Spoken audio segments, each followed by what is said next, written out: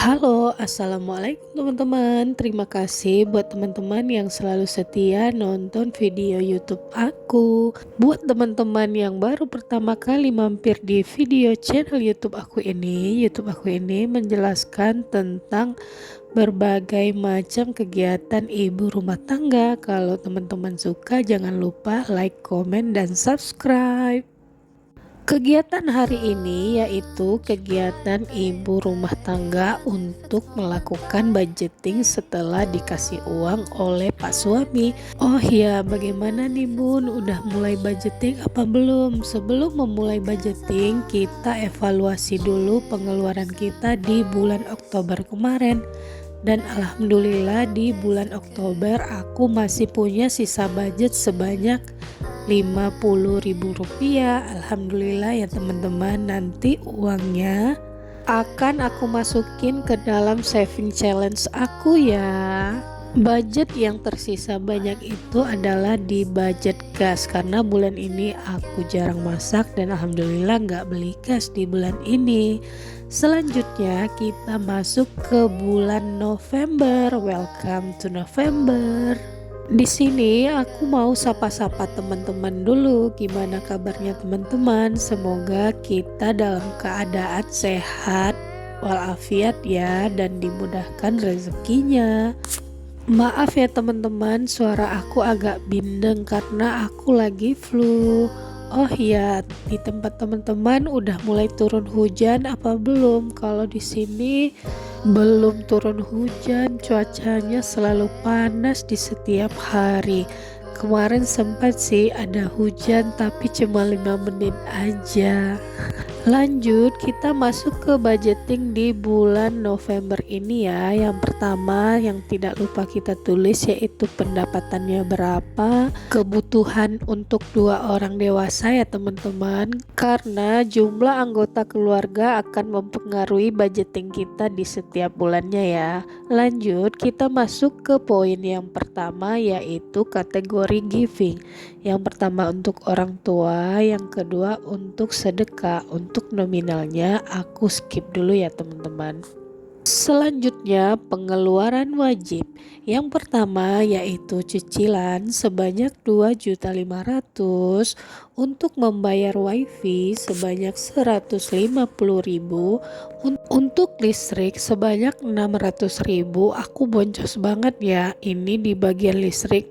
Akhirnya aku mengambil sisa budgeting yang lain untuk menutupi kekurangan budget listrik ini, karena di bulan kemarin aku cuma budgeting sebanyak 500.000. Semoga bulan ini cukup ya.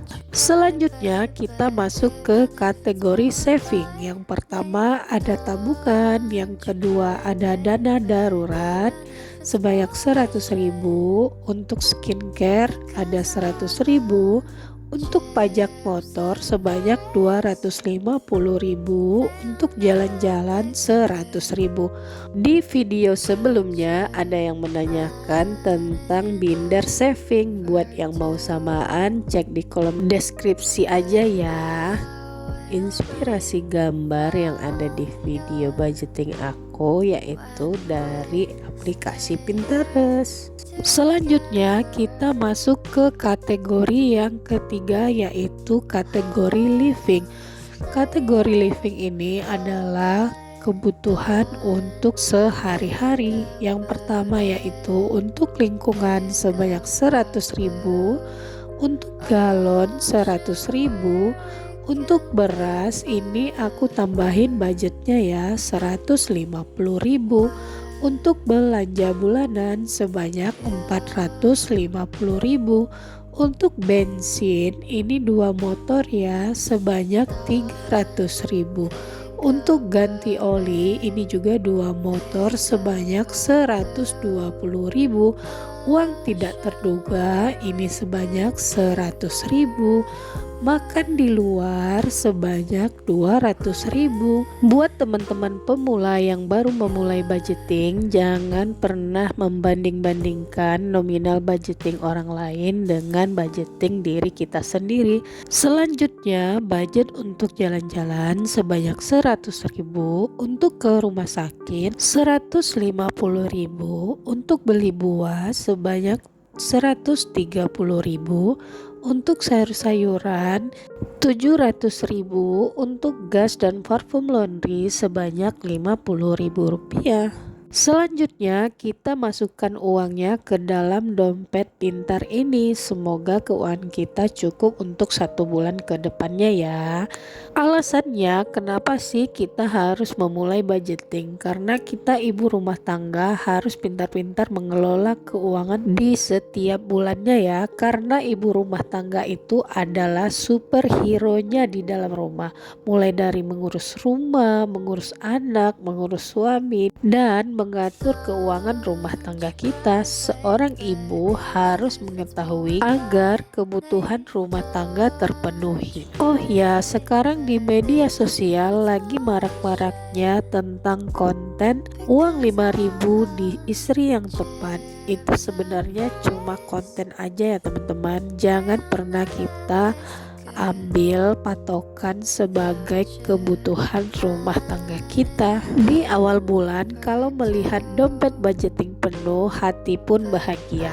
Tapi jangan lupa ya, kita harus keluarkan uang sesuai posnya masing-masing agar tidak terjadinya over budget di bulan berikutnya. Selanjutnya di sini aku menandai untuk menabung bayar pajak motor sebanyak 250.000 ya, sesuai dengan yang telah kita tulis tadi di awal. Selanjutnya untuk liburan aku mengisi 1 kotak sebanyak 100.000.